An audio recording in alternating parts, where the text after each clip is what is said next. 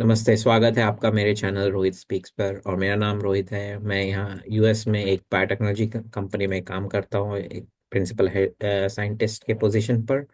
और आज मैं ये वीडियो बना रहा हूँ जिंक के ऊपर, जो कॉमनली पब्लिक को दिया जाता है जब आपको सर्दी जुकाम बुखार होता है, तो इम्यून सिस्टम को और एक्टिवेट करने के लिए दिया जाता है। तो ये कैसे काम करता है उसके बारे में मैं थोड़ा जानकारी देना चाहता हूँ कि ये जिंक का एक्चुअली यूज क्या है, रोल क्या है। तो अगर आप मांसाहारी हैं या फिर आप ज़्यादा बीन से सब खाते हैं तो जिंक उसमें होता है।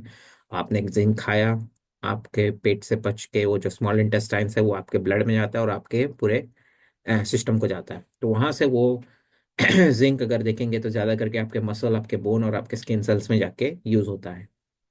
जहाँ तक ज़्यादातर मसल, उसके बाद बोन। और ये बोन है वो कनेक्शन जो मैं बताना चाहता हूँ इम्यून सिस्टम को लेके। बाकी जो भी है वो हो जाता है और दूसरे दूसरे फंक्शन के लिए, सेल के लिए, पर ये इम्पोर्टेंट है अभी के लिए जानने के लिए। अगर अब जिंक को इम्यून सिस्टम से कैसे कनेक्ट करें, तो मैंने बताया जिंक बोन की तरफ जाता है। तो और आपके सिस्टम में जो ऑर्गन्स है, जो इम्यूनिटी, आपके एंटीबॉडी आपको जो लड़ने की ताकत देता है, वो एक थाइमस है और आपके गले के यहाँ पे है। एक वो है जो आपके बॉडी में टी सेल बनाता है, जो आपके सेल को अटैक करता है, जो भी आपको डिसीज करता है देते हैं उसको। और एक जो होता है बोन मैरो, बोन मैरो में बी सेल बनते हैं जो आपको एंटीबॉडीज बनाते हैं, आपको ये सब जो भी आपको डिसीज होता है उससे लड़ने की ताकत देता है।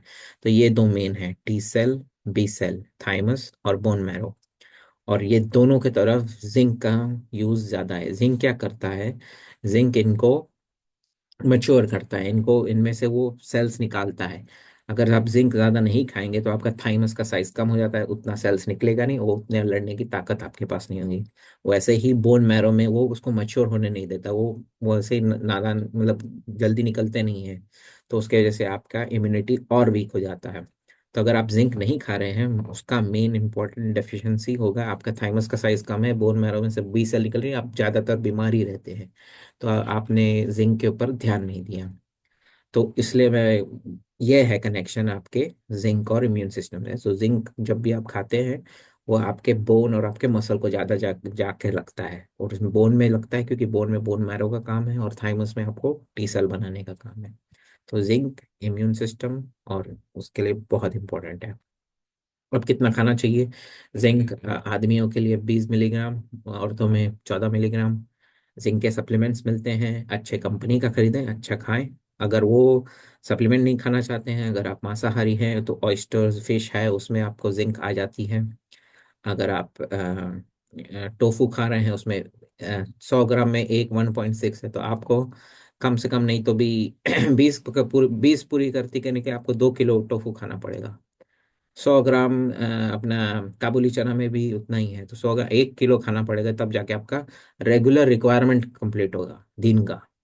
तो आप सोच सकते हैं कि आप बचपन से 1 किलो तो नहीं खाएंगे काबुली चना रोज का, तो उतना आपके वो सिस्टम में जिंक का कमी है। तो जिंक आप खा नहीं रहे हैं mostly. Indian vegetable, Indian diet में जिंक थोड़ा सा निग्लेक्टेड ही है। उसको आप सप्लीमेंट के थ्रू पूर्ति करें, पर आप उसकी तेरी पूर्ति करें, क्योंकि आपका इम्यून सिस्टम स्ट्रांग रहेगा। और आदमियों में टेस्टोस्टेरोन कम होने के भी लक्षण इसके थ्रू ही आते हैं। तो जिंक पे ज़्यादा ध्यान दें, जिंक पे भी ध्यान दें, ज़्यादा नहीं, जिंक पे भी ध्यान दें।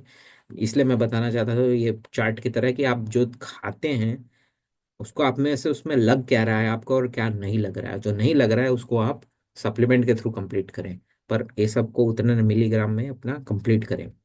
तो जिंक बहुत इंपॉर्टेंट है इम्यून सिस्टम के लिए। आपके बोन मैरो को मैच्योर करता है, बी सेल्स निकालता है, थाइमस को मैच्योर करता है, टी सेल निकालता है, और ये दोनों आपको ये कोई भी बीमारी उससे लड़ने की ताकत देते हैं और ज्यादा बनते हैं, और मेमोरी बनाता है, वो सब है। तो जिंक बहुत इंपॉर्टेंट है, उस पर ध्यान दें।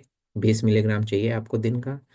खाने से नहीं आ रहा है, सप्लीमेंट ले, ज़्यादा महंगा नहीं है, कोई भी अच्छी कंपनी का लिए।